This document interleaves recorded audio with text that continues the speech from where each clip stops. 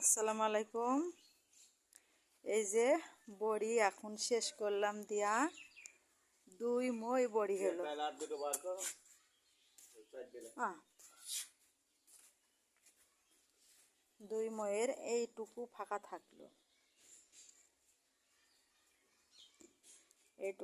থাকলো, আর এই যে 2 মই বড়ি হলো। এক হাতে আমার, এক হাত দিয়ে বড়ি বসালাম। মাশাআল্লাহ, নিজের মনের কাছে আনন্দ। বড়ি কেমন হয়েছে সবাই অবশ্যই জানাবেন।